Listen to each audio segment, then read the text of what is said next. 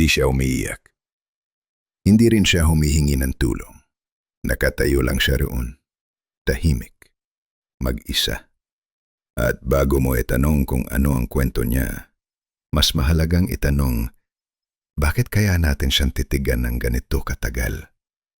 Tingnan mo ang mukha niya. Walang dramatikong emosyon, walang galit, walang luha. Neutral.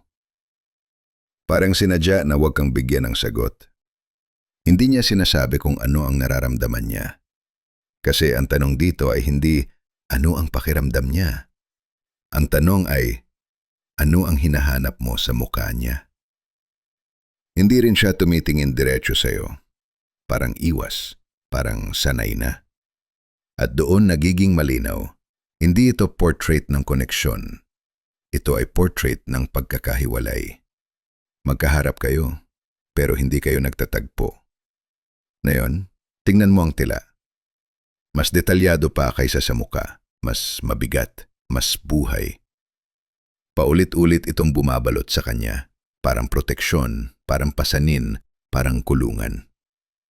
Parang gusto ng pintor na ipakita na mas kilala natin ang kanyang kahirapan kaysa sa kanyang pagkatao.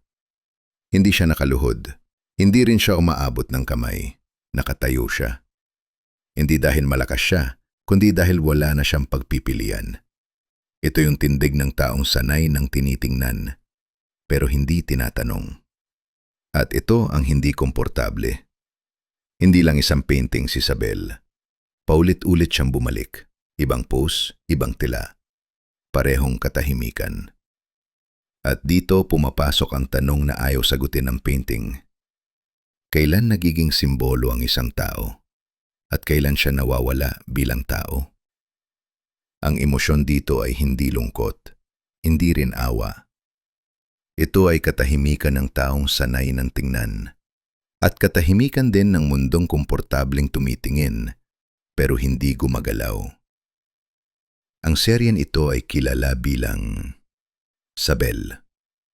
Ginawa ito ni Benedicto Cabrera. Hindi ito kwento ng isang babae. Ito ay kwento ng kung paano nating ginagawang simbolo ang tao at kung ano ang kapalit nito. Apo ko ni Basyang, kwento natin to.